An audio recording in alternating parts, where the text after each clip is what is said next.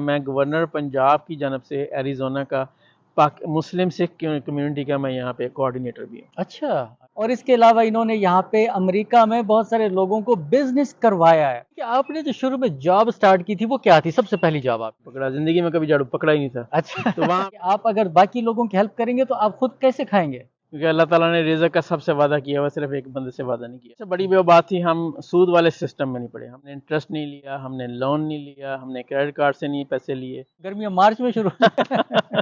ख़वातीन हज़रात, इनका चैरिटी का बहुत बड़ा काम है। माशाअल्लाह, 1200 अच्छा। फैमिलियों को मंथली हमने राशन लगाया हुआ है उनका। इनके इस्लामी नुक्ता नज़र से आड़े आती हो। सारी उम्र जो है वो रेंट वाले हाउस में रहे हैं। सिर्फ सूद से बचने के लिए आपने रेंट दिया। मेरा तो ख्याल है कि आपसे सवाल ये पूछूं कि आप वो मुल्क बताएं जिसमें नहीं गया। हाँ भी, मैं जिस मुल्क में भी चल जाऊँ मुझे होटल में नहीं रहना पड़ता। सर ये तो आपने अच्छा किया बता दिया, मैं आप जाऊंगा आपसे एड्रेस लेके जाऊंगा सर। बिल्कुल ठीक है। मुझे थोड़ा सा फर्क बताइएगा जो आपने देखा हो। पाकिस्तान में रहने वालों का एक दिल होता है और पाकिस्तान से बाहर दुनिया में जहाँ भी पाकिस्तानी रह रहे हैं उनके दो दिल होते हैं। सियासत आपके अंदर कितनी रची बसी हुई है? उसका वो उन्होंने हुज़ूर पाक सल्लल्लाहु अलैहि वसल्लम ने जो उसका मुकाबला किया वो अपनी सियासी बसीरत की वजह से। इन मुल्कों में तो हम कभी नहीं देखते ऐसा। अब हमें कोई किसी का कोई मर रहा हो उसके बाद उसका बेटा पीछे तैयार, बेटी तैयार, भाई तैयार, बहनें तैयार, ये बैठे हो।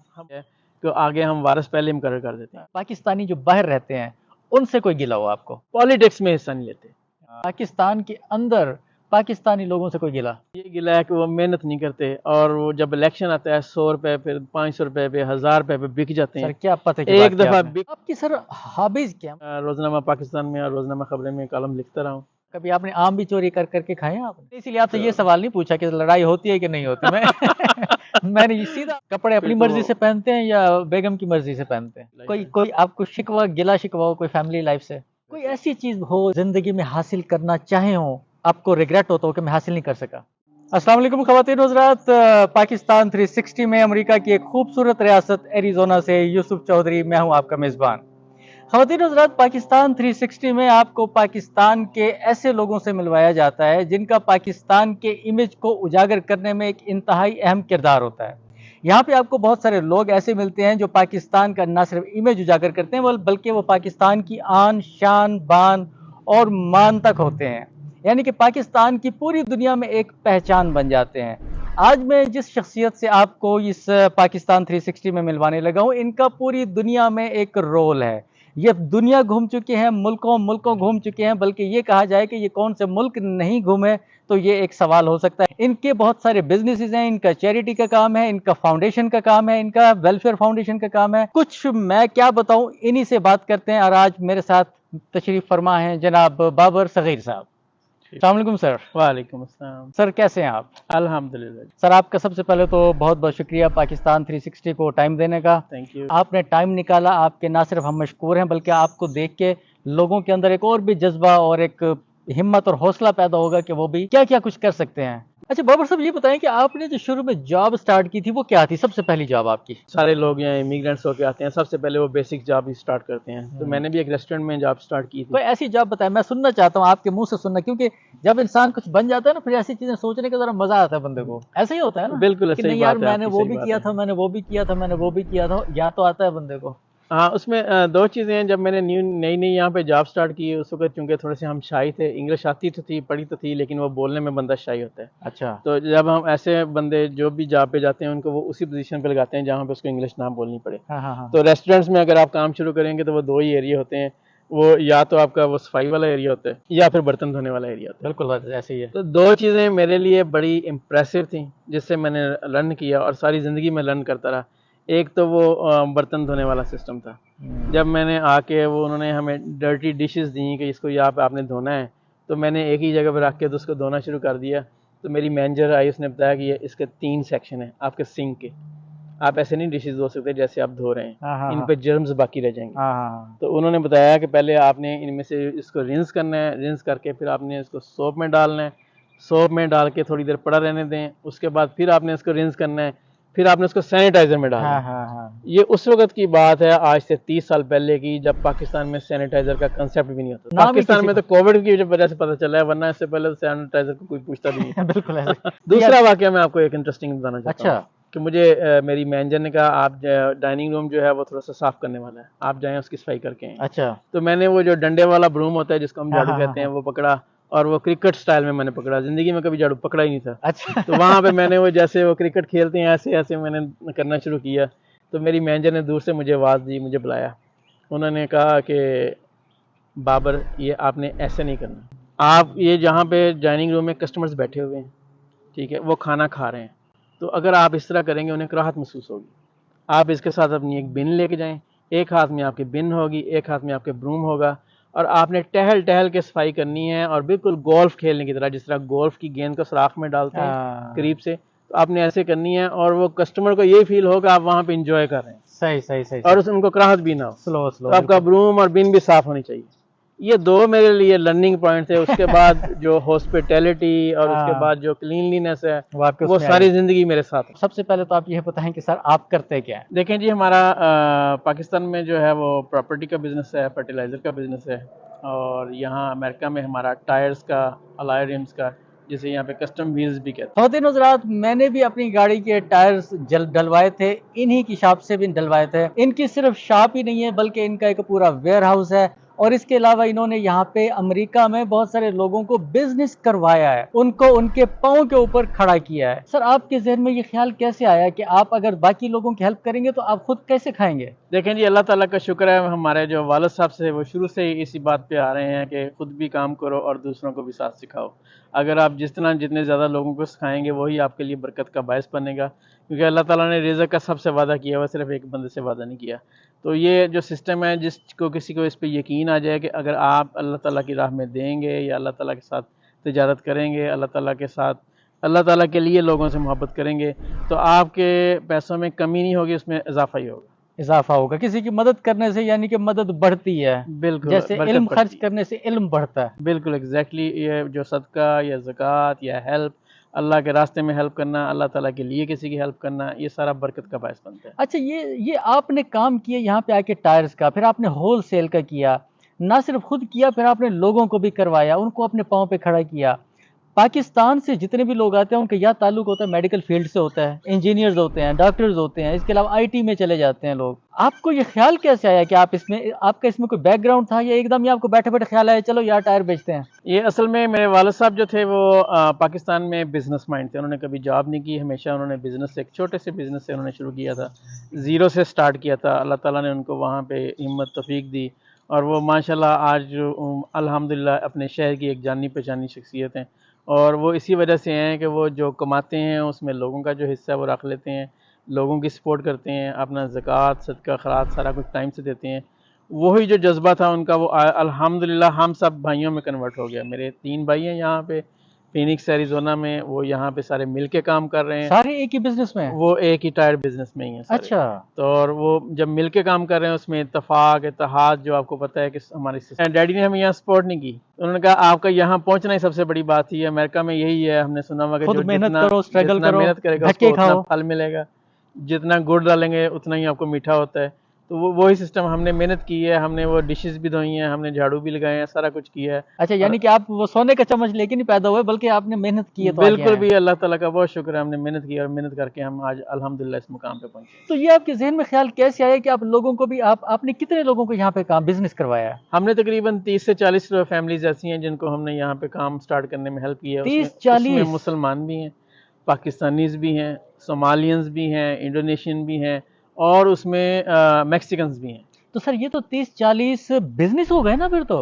जी, असल में जब भी आपको बिजनेस स्टार्ट करते हैं, सबसे जो पहली चीज़ आपको ज़रूरत होती है वो प्रोडक्ट होती है। अगर आपको प्रोडक्ट मिल जाए, फिर आपने वो सेल करके उसमें से प्रॉफिट भी बनाना है, और फिर आहिस्ता आहिस्ता आपने वो पैसे भी रिटर्न करते जाने। तो हमने वो उस फैमिलीज़ को बजाय इसके कि हम उनकी हेल्प करते या हम उनको एडवांस देते, हमने उनको जो प्रोडक्ट दे दी, आप ये सेल करें, इसमें अपना प्रॉफिट रखें, जब प्रॉफिट रखेंगे हमारे पैसे भी हमें देते जाएं। फिर वो एक उनका सर्कल चल गया, वो अल्हम्दुलिल्लाह सर्कल सबका चल रहा है, वो अपनी फैमिलीज़ को सपोर्ट कर रहे हैं, और हमारे साथ उनका एक सर्कल अच्छा भला चल रहा है। अच्छा सर, ये बताया ना कि आपने ये बिजनेस जो किया, अब होता है ना जैसे आप घर में जाते हो, बेगम आपकी कहती हो ये क्या टायरों की रबड़ की स्मेल आ रही है, तो ऐसा कभी होता है आपके साथ? जी हुआ था शुरू में, जब वो हमने बिजनेस स्टार्ट किया था, क्योंकि हम उसमें खुद इन्वॉल्व थे। तो फिर उस वक्त इस तरह के मसाइल का सामना करना पड़ता है। ये कुर्बानियाँ होती हैं छोटी छोटी, ये मेहनतें होती हैं, यही जो है यही आपको कामयाबी की बाद तरफ में रंग लेके लेके जाती हैं। आती हैं। सही बात। आप कर कितने अरसे से रहे हैं? अब आपको काफी अरसा हो गया होगा। तकरीबन हमें 15 साल हो गए हम इस टायर बिजनेस में अल्हम्दुलिल्लाह। अच्छा अच्छा, तो कितना अरसा आपको खुद करना पड़ा, उसके बाद फिर आपने एम्प्लॉय रखे? हमने 1 साल खुद किया। अच्छा 1 साल करने के बाद हमें सिस्टम का पता चल गया, तो हमने फिर उसके बाद हमने उसको ग्रो करना शुरू कर दिया। अच्छा। ज़्यादातर लोग जो यहाँ पे जब वो कामयाब इसलिए नहीं होते, वो समझते हैं कि हम एक एम्प्लॉय रखेंगे तो हम पर उसका बर्डन पड़ेगा, जी जी, ठीक है, वो हमारी जो बिजनेस कास्ट है वो बढ़ जाएगी। बिल्कुल ऐसे ही है, देखें, बिल्कुल ऐसे ही आप है। एक एम्प्लॉय रखेंगे तो आपको उसका वो फ़ायदा होगा, आपके दिमाग जो है आप उसको कहीं और यूज़ कर सकते हैं, आप कुछ और चीज़ों का सोच सकते हैं, आप अपने बिजनेस में बेहतरी लाने का सोच सकते हैं। लेकिन अगर आप ही उसमें वहाँ पे वो मजदूरी वाले सिस्टम में रहेंगे तो फिर आपके सोचने वाले तो कभी सिस्टम नहीं आपने होगा। ये नहीं सोचा कि जैसे आपको बेगम ने कहा कि चलो जी स्मेल आ रही है टायरों की, आपने कभी नहीं सोचा चलो यार इस बिजनेस को साइड पे करो, कुछ और करते हैं? नहीं, वो उसका फिर जो हमारे पास जो वे था वो यही था कि हम अपने आप को मैनेजमेंट में ले जाएं और जो जॉब हम कर रहे थे बेसिक उसके लिए हम किसी और को हायर कर लें। अच्छा सर, थोड़ा सा बिजनेस के बारे में बताएं ताकि हमारे जो देखने वाले हैं ना वो भी जरा देख भी सकें, और इसके अलावा मैं चाहता हूँ उनको एक इंकरेजमेंट मिले। अगर कोई करना चाहता है, मे बी अमेरिका में आके ये काम करना चाहता है, या अमेरिका से बाहर कहीं बैठा है, पाकिस्तान से बाहर है, या इवन पाकिस्तान के अंदर भी है, उनके अंदर भी एक ये जज्बा भी पैदा हो, एक शौक भी पैदा हो कि कोई भी बिजनेस जो होता है वो एक बिजनेस ही होता है, उसको सिर्फ एक छोटी सी चीज़ नहीं ले सकते आप। क्योंकि आपने एक टायरों के काम को बेसिकली एक छोटा काम समझा जाता है, लेकिन आप जितने बड़े लेवल पे इसको लेके गए हैं, ये एक कमाल आई मीन लेवल है। आप मुझे थोड़ा सा शुरू में ये बताएं कि इसमें इन्वेस्टमेंट कितनी है? देखिए, इसमें हमें ये था कि हमने ना सबसे बड़ी वो बात थी, हम सूद वाले सिस्टम में नहीं पड़े, हमने इंटरेस्ट नहीं लिया, हमने लोन नहीं लिया, हमने क्रेडिट कार्ड से नहीं पैसे लिए, हमने बेसिक थोड़ी सी पैसों से $50,000 से ये सिस्टम सारा शुरू किया था। अच्छा। हमने उसका वो शॉप का रेंट वगैरह पे किया, अपनी प्रोडक्ट्स ला के वो किसी से ली हमने, जिस तरह हम आज लोगों को उधार देते हैं तो इसी तरह लोगों ने हमें उधार दी, जो हमारे सबसे हाँ। बड़े वेंडर थे उस वक्त। तो आज हम अल्हम्दुलिल्लाह उसी वो मॉडल को मद्देनजर रखते हुए छोटे बिजनेसमैन की हेल्प करते हैं। ख़वातीन हज़रात, ये एक बहुत कमाल की बात है कि इन्होंने अपने बिजनेस के लिए किसी किस्म का कोई सूद नहीं लिया। इन्होंने अपना बिजनेस जितने पैसे जेब में थे उसी से शुरू किया, और किस चीज़ में कोई चीज़ आड़े नहीं आने दी कि मैं छोटे लेवल पे काम क्यों करूं। उसी लेवल पे किया, सूद को एक साइड पे रखा, और अल्लाह ताला ने फिर खुद ही इनके काम में इतनी बरकत डाली कि आज इन्होंने बहुत सारी फैमिलीज को उनके पाँव के ऊपर माशाल्लाह खड़ा कर दिया है, जहाँ से आपको सर दुआएं बहुत मिलती होंगी आपको। जी अल्हम्दुलिल्लाह, ये उन्हीं की दुआओं की बदौलत ही है कि अल्हम्दुलिल्लाह हम 3 भाई हैं, 2 बहनें हैं, सब शादीशुदा हैं, सबकी फैमिलीज़ अच्छी हैं माशाल्लाह, बच्चे हैं, उसको बच्चे वो यही देखो होता है अल्लाह ताला ने जब आपको रिज़्क़ अता होता है तो रिज़्क़ का मतलब सिर्फ पैसा ही नहीं होता, उसमें आपके अच्छे वालिदैन, अच्छे बहन भाई, अच्छे बच्चे, अच्छी वाइफ, ये सारा कुछ ही उसमें शामिल होता है। तो अल्लाह ताला ने हमें ये लोगों की दुआएं ही हैं, सही बात है, जो जिनकी वजह से अल्लाह ताला ने हमें सारा कुछ दिया हुआ है। ख़वातीन हज़रात, पहले भी हम इनका इंटरव्यू कर चुके हैं, उस इंटरव्यू में हमने इनकी शॉप देखी। आपको एक शॉप एक मरतबा फिर थोड़ी सी दिखा भी देते हैं कि इसमें क्या क्या चीज़ें। अच्छा सर, ये बताएं कि ये जो इस वक्त आपकी शॉप में ये चीज़ें पड़ी हैं सारी, ये सारी चीज़ें ये आपकी ये कौन सी हैं, किस किस्म की चीज़ें हैं, और इनके बारे में थोड़ा सा आप ज़रा बताएं। देखिए, हमारी 2 ही प्रोडक्ट्स हैं मेन, उसमें एक टायर्स हैं और एक व्हील्स हैं। टायर्स जो हैं जो यहाँ पे ज़रूरत है, हर जो कस्टमर है जो जिसके पास भी गाड़ी है उसने वो टायर्स लाजमी 1 साल बाद रोटेट करना। और जो सेकंड चीज़ है वो अलॉय रिम्स या कस्टम व्हील्स जिसे आप कहते हैं। कस्टम व्हील्स में ये होता है कि वो शौक की बात होती है, वो किसी को ये ज़रूरत नहीं है, बेसिक्स नहीं है, लेकिन जो कस्टमर्स हैं अपनी वो गाड़ी आते को हैं खूबसूरत बनाना खूबसूरती बनाने के लिए, ब्यूटिफिकेशन के लिए, वो मॉडिफिकेशन के लिए, लोगों के पास पैसा है ना, कहीं तो लगाना ही है। व्हील्स वो जो लेके आते हैं लोगों को इम्प्रेस करने के लिए, हाँ जैसे हाँ शो हाँ। ऑफ करना होता है, तो उसके लिए तो वो ये 2 प्रोडक्ट्स हैं, टायर्स और व्हील्स। अच्छा, तो इसके अलावा भी कुछ है, ये इसी पे आपका सारा सिस्टम चलता है? बेसिकली हमारा फिलहाल तो इसी पे ही है, क्योंकि इसी का सिस्टम बहुत ज़्यादा है, इसमें बहुत सारी अपॉर्चुनिटीज़ हैं, इसको बहुत ज़्यादा अभी भी ग्रो किया जा सकता है, क्योंकि अमेरिका में सारा सिस्टम ही गाड़ियों का है। अगर एक फैमिली के 5 लोग हैं तो उनके पास तकरीबन 6 गाड़ियाँ होती हैं, क्योंकि कोई अफोर्ड नहीं कर सकता कि एक गाड़ी ख़राब हो और वो फिर अगले दिन वो काम पे ना जा सके, तो यहाँ पे गाड़ियाँ लोगों की निस्बत ज़्यादा होती हैं। इसके अलावा टायर्स आपके पास हर किस्म के हैं? जी अल्हम्दुलिल्लाह। अच्छा, कोई ऐसी गाड़ी हो जिसके टायर्स आपके पास ना हो?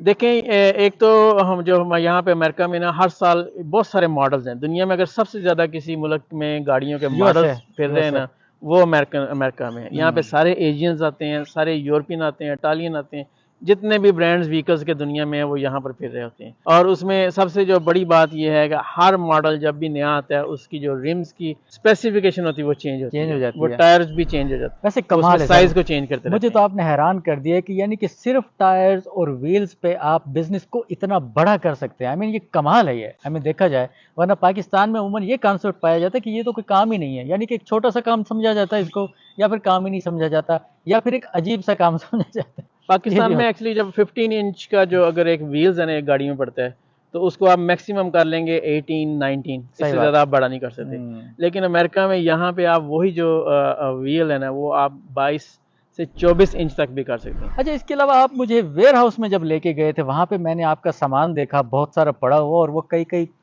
आई मीन फुट ऊंचा, बल्कि कई कई मीटर ऊंचा पड़ा हुआ जो सामान मैंने देखा, इतना बड़ा जो वेयर हाउस है, तो वो आपको सामान वहां पे स्टॉक रखना पड़ता है आप? चूँकि हम होलसेलर हैं और हमारे पास डिस्ट्रीब्यूशन पूरी एरिज़ोना की है, और एरिज़ोना एक बहुत बड़ी ऐसे स्टेट है और यहाँ पे दूर दराज हमें जो है शिपिंग करनी पड़ती है, लिहाजा हमें अपने पास स्टॉक रखना पड़ता है। थोड़ा सा मैं आपको बताता चलूँ, ये कैलिफोर्निया एरिज़ोना जो स्टेट्स हैं इनका जो वेदर है वो टोटली ऑपोजिट है। कैलिफोर्निया में लोग 3-3 साल अपने टायर चेंज नहीं करवाते, उनके टायर अच्छी कंडीशन में होते हैं क्योंकि वहाँ का वेदर अच्छा है, वो सपोर्ट करता है टायरों को, तो टायर जल्दी ख़राब नहीं होते। एरिज़ोना में बाज़ औक़ात आपको 1 साल में 2 दफ़ा भी टायर चेंज करवाने तो पड़ते क्या हैं। गर्मी की वजह? वो क्योंकि एरिज़ोना में बहुत ज़्यादा गर्मी है, सड़कें जो हैं वो एक किस्म की उबल रही होती हैं। आई सी। आप अगर जून जुलाई के महीने में गाड़ी अपनी खड़ी करके 1 महीने के लिए कहीं चले जाएँ, वापस आएँगे तो आपके टायरों की कम से कम शेप चेंज होगी। जून जुलाई के सर, हम तो मार्च में छोड़ के जाते हैं गाड़ी, तो उसकी हालत है, यानी यहाँ तो गर्मियाँ मार्च में शुरू हो जाती हैं। वैसे तो सारा साल ही ये स्टेट गर्म ही रहती है, सर्दी हाँ, इतनी नहीं है। खासतौर जो पे फिनिक्स में। जो स्नो स्टेट्स हैं वहाँ से तो लोग यहाँ पे वेकेशन करने आते हैं, क्योंकि यहाँ पे डिमांड बहुत ज़्यादा है एरिज़ोना में ऐसे टायरों की, तो उसके लिए हमारे पास हम वेयर हाउस तलाश करना चाह रहे थे बड़े वाला, लेकिन कोविड के बाद सिचुएशन ये हुई कि वेयर हाउस अमेरिका में शॉर्ट हो गए, सारे वेयर हाउस सामान से भरे हुए हैं, सारे वेयर हाउस बुकड हैं पूरे, तो उसके लिए फिर हमें बड़ा वेयर हाउस नहीं मिला, तो हमें सारे वो कंटेनर्स छोटे छोटे ऑर्डर करने पड़े, अच्छा अच्छा, यानी कि वो आपके जो कंटेनर्स हैं वो सारा स्टोरेज का काम वो जो है। स्टोरेज का काम देते। अच्छा ख़वातीन हज़रात, इनका चैरिटी का बहुत बड़ा काम है, इनकी एक फाउंडेशन भी है, वेलफेयर फाउंडेशन है आई थिंक, जी, राह हक वेलफेयर फाउंडेशन। राह हक के नाम से इनकी फाउंडेशन है, पाकिस्तान में है गालिबन। जी बिल्कुल, तो उसका साहिवाल यहाँ में पे काम भी कर कोई रहे हैं। है इसका सिस्टम? नहीं, यहाँ पर नहीं है, यहाँ पे अमेरिका में चूँकि वेलफेयर सिस्टम हुकूमत का अपना ही बहुत अच्छा है, यहाँ पे हुकूमत सपोर्ट करती है गरीबों को, और हर तरह से मेडिकल और बिल्कुल है। इंश्योरेंस के हवाले से हर तरह से सहूलतें मिल जाती हैं, बच्चों को एजुकेशन के हवाले से भी मिल जाती हैं, तो पाकिस्तान में इन चीज़ों की ज़रूरत है। ये जो हमारे नाजरीन देख रहे हैं वो भी इसको देखना चाहेंगे, अपने बिजनेस से कितने मतलब कमाल के काम किए हुए हैं, जरा चैरिटी के बारे में भी बताएं। असल ज़ाहिर है में कि कितना जो लोग फायदा पाकिस्तान उठा रहे हैं। में जो बेवा ख़वातीन होती हैं जिनका कमाने वाला कोई नहीं होता, जो बड़ी बॉटम लाइन पे होती हैं जिन तक कोई नहीं पहुंचता, अच्छा, हमने उनसे शुरू किया था, 100 फैमिलीज़ के साथ हमने शुरू किया था। हम उनको मंथली राशन देते थे, 1 महीने का राशन जिसमें आटा और उनके खाने पीने का सामान, जिसमें घी, चीनी, दाल, चावल, ये जो बेसिक्स हैं जो उनकी ज़रूरत हैं। ये वो बेवा खातून जो किसी के घर में जाके काम करती है, सारा महीना काम करती है और उसको एंड पे 3000 से 3500 रुपये मिलता है, वो पूरे महीने के लिए होता है। उससे वो अपना तो अपना बिजली का बिल पे कर सकती है, ना ही वो खाने के लिए चीज़ें ले सकती है। सही बात है, आटा सही बात। बेसिक है सबसे ज़्यादा, वो आटा जो है अगर उसको मिल जाए तो उसका आधी ज़िंदगी उसकी और उसके बच्चों की आसान हो जाती है, हो जाती क्योंकि है, उसी आटे की वजह से, उसी रोटी की वजह से बेचारी वो मेहनत कर रही है। बहुत बड़ी बात है। तो वो 100 से करता करता अल्हम्दुलिल्लाह इस वक्त हम 1200 फैमिलियों को वहाँ पे सपोर्ट कर रहे हैं। माशाल्लाह, 1200 अच्छा फैमिलियों को मंथली हमने राशन लगाया हुआ है उनका, अच्छा। और वो बड़ा ही अच्छा ऑर्गेनाइज सिस्टम है। हम वहाँ पे हों ना हो, उनको हर माह की 3, 4, 5 तारीख को उनके जो करीब पॉइंट्स हैं वो वहाँ से जाकर उनको मिल जाते हैं। ख़वातीन हज़रात, ये एक बहुत इंपॉर्टेंट चीज़ होती है कि आप बैरून मुल्क जाएं और किसी ऐसे मुल्क में जाएं जहाँ पे जाके आपको हलाल का काम करना पड़े, तो बहुत सारी मुश्किलात पेश आती हैं।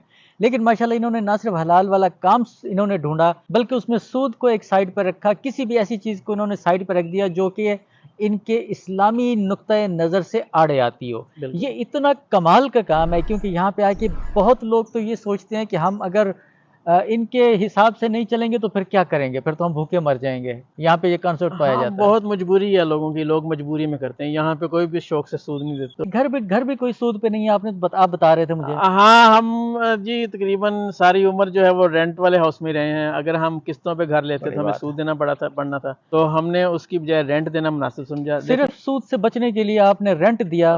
हाँ जी, बिल्कुल, और फिर अल्लाह बिल्कुल। ताला ने आपको इतना ऊपर पहुंचा दिया। वो उसी उसकी बरकत है कि वो अल्लाह अल्लाह ताला ने अकबर, हमें क्या जो है बात। ना, वो हम उसका जो भी सारा सिस्टम था वो बिज़नेस में ही हम डालते गए। अच्छा, अगर आपसे ये टिप्स सवाल नहीं किया है। जाए कि आप कौन-कौन से मुल्क गए हैं, मुझे तो नहीं लगता कि ये सवाल बनता है। मेरा तो ख्याल है कि आपसे सवाल ये पूछूं कि आप वो मुल्क बताएं जिसमें नहीं गया। देखें, यूरोपियन कंट्रीज़ में मैं गया हूँ और अरेबिक कंट्रीज़ में भी गया हूँ, तुर्की वगैरह हो गया, एशियन कंट्रीज़ में भी मैं गया हूँ। हाँ। तो सारी जगह जब हम जाते हैं तो हमारा जो ब्रॉड जो विज़न है वो काफ़ी हो तो जाता मिस है करते और हैं आप किसी किसी माइंड किसी ओपन हो जाता किसी है। मुल्क को मिस किया आपने कि मैं वहां फिर जाना चाहता हूँ? मुल्क सारे ही अच्छे हैं, लोग सारे ही अच्छे हैं जी। तो आप तो रहते कहाँ हम हैं? कि घर भी है इस आपका? वक़्त तो अल्लाह ताला ने, जिस तरह लोगों कहते हैं ना मेरे हाथ में सफ़र की लकीरें हैं, तो अल्लाह ताला ने मेरे पाँव में भी सफ़र की लकीरें लगाई हैं। अच्छा, तो अच्छा, मैं अच्छा। ज़्यादा ट्रैवलिंग में होता हूँ। यानी कि अल्लाह ताला ने इतनी बरकत डाली है कि आप कहीं पे भी चले जाएं, आपका घर मौजूद है, किसी भी मुल्क में चले जाएं।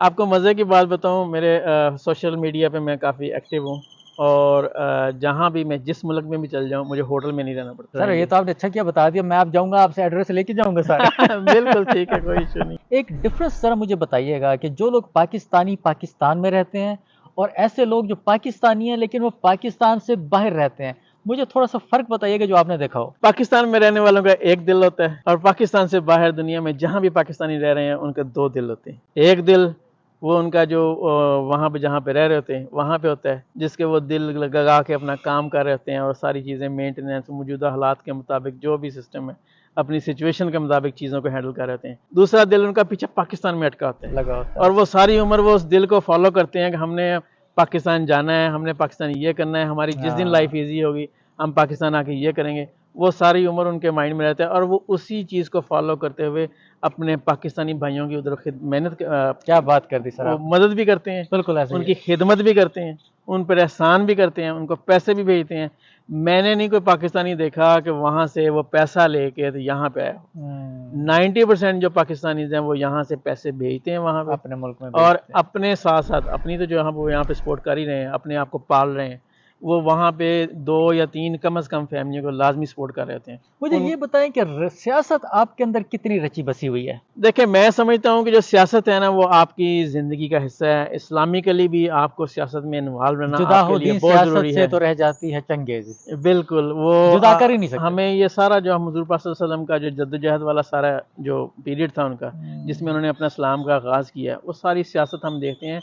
वो जो कुफ़ार, जो मुशरिकीन हुज़ूर पाक सल्लल्लाहु अलैहि वसल्लम के साथ कर रहे थे, वो सारी सियासत थी, ठीक है? उसका वो उन्होंने हुज़ूर पाक सल्लल्लाहु अलैहि वसल्लम ने जो उसका मुकाबला किया, वो अपनी सियासी बसीरत की वजह से किया। पाकिस्तान में आप सियासी हालात देखते हैं, क्या महसूस करते हैं? देखिए, असल में इश्यू इस वक़्त वहाँ पे अवाम का है और वो अवाम 2 हिस्सों में, एक वो अवाम है जो वहाँ वाली एक दिल वाली है, एक वो अवाम है जो 2 दिल वाली है। बिल्कुल जो ऐसे। 2 दिल वाली अवाम है वो उस एक दिल वाली अवाम को चाहती है कि वो थोड़ी-सी अपनी आँखें खोले, ख्वाब गफ़लत से जागे, अपना मुस्तकबिल का सोचे, अपने मुस्तकबिल को देखे, ताकि उनके भी हालात वहाँ पे चेंज हों। वो ये पाकिस्तानी उनको सपोर्ट करने के लिए तैयार हैं, लेकिन अगर उनको वो खुद अपने पाँव पे खड़े नहीं होंगे। आप खुद कभी आपने खुद की सियासत में एक्टिव रोल किया? पैसिव रोल तो हर कोई कर मतलब पैसिव रोल से मुराद ये होता है कि वोट डाल देना जैसे मेरे जैसे बंदे हैं। आपने कोई ऐसा रोल किया जिसमें आप खुद सियासत में आ सकें या अल्लाह आए का हों? शुक्र ऐसा है कि मैं वहाँ पे जो साहिवाल की लोकल पॉलिटिक्स में उसमें मुकम्मल काफ़ी तौर पे इन्वॉल्व हूँ अच्छा। और उसमें वहाँ पे की रोल मदीद भी अदा करता हूँ, की पोजीशंस पे भी मैं वहाँ पे हूँ। और मैं कैलिफ़ोर्निया में जब मैं रहा हूँ 10 साल, कैलिफ़ोर्निया में भी मैंने काफ़ी एक्टिव रोल अदा किया है, कैलिफ़ोर्निया की पॉलिटिक्स के अंदर। अच्छा। तो अब भी जो डेलीगेशंस पाकिस्तान से कैलिफ़ोर्निया आते जाते हैं, उनमें मैं इनवाइटेड होता हूँ। अच्छा। तो यहाँ से ये जो एरिज़ोना का, मैं गवर्नर पंजाब की जानब से एरिज़ोना का मुस्लिम सिख कम्युनिटी का मैं यहाँ पे कोऑर्डिनेटर भी हूँ। अच्छा, अच्छा, अच्छा, फिर तो आपका सियासत में बहुत बड़ा एक मतलब वो है, आपकी चूँकि इंटरेस्ट है मेरी आपका। ट्रैवलिंग रहती है, सिख कम्युनिटी जो आपको पता है वो हमारी बहुत क्लोज़ है और पाकिस्तान में इमरान खान का एक विज़न था कि पाकिस्तान में सिख कम्युनिटी है, उनको हम वहाँ पे एज़ अ विज़िटर बुलाएँ, वो अपनी इबादत गाहों के भी दौरे आपने करें इमरान खान और का नाम विज़िट भी लिया, करें। लगता है कि आप इमरान खान के बड़े हिमायती हैं। हमायती तो इसलिए होंगे, जितने भी पाकिस्तानी पाकिस्तान से बाहर हैं वो 90% आपको इमरान खान के हिमायती नज़र आएंगे, क्योंकि इमरान खान का विज़न वही है, उसका दिमाग वही है, उसकी सोच वही है जो 90% ओवरसीज़ पाकिस्तानियों की है। तो आप भी समझते हैं कि अगर 75 सालों में ये जो सियासतदान आते रहे हैं, अगर पाकिस्तान को चेंज करने वाले वाकई होते तो कर दिया होता इन्होंने। देखें, इन्होंने इतनी बारियां ली हैं, एक बारी पे तो चलो बंदा कहता है, लेकिन इतनी बारियों के बावजूद अगर ये कामयाब नहीं हुए, अगर मैं समझता हूँ कि जो भी पाकिस्तान का हुक्मरान था उसने अगर अपना इलाका नहीं ना ठीक किया तो वो कुछ भी नहीं ठीक कर सकता। इन मुल्कों में तो हम कभी नहीं देखते ऐसा।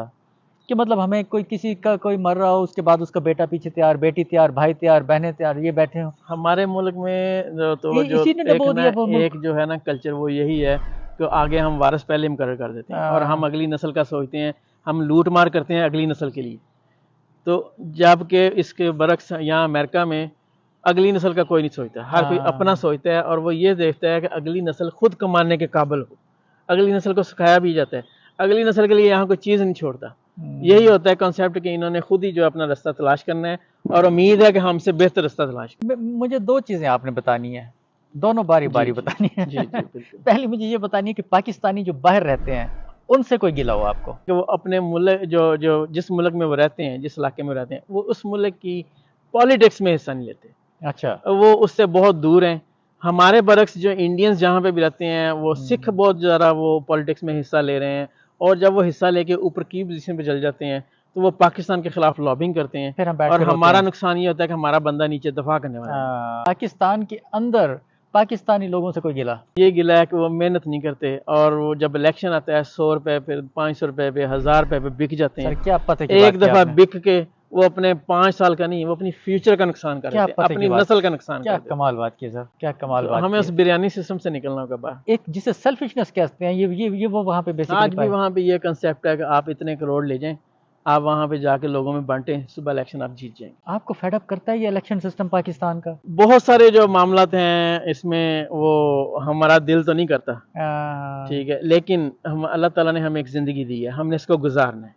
हम चाहें तो 5 साल में थक के बैठ जाएं, तो या हम 55 साल मेहनत करते हैं, लेकिन अल्लाह ताला ने हमें कहा आपने 55 साल मेहनत करनी है। अगर मैंने आपको 55 साल की ज़िंदगी दी तो हमारी अल्लाह ताला ने मेहनत नहीं देखनी है, हमारी कामयाबी नहीं देखनी। सही बात यहाँ पे जितने भी ओवरसीज पाकिस्तानी अमेरिका में आते हैं वो सारे मेहनत करते हैं, कोई भी किसी की चोरी नहीं करता, कोई किसी का ये नहीं सोचता शाम को बैठ के कि मैंने उससे पैसा कैसे छीनना है, उससे पैसा कैसे खींचना है, वो मुझसे ज़्यादा क्यों बना रहा है।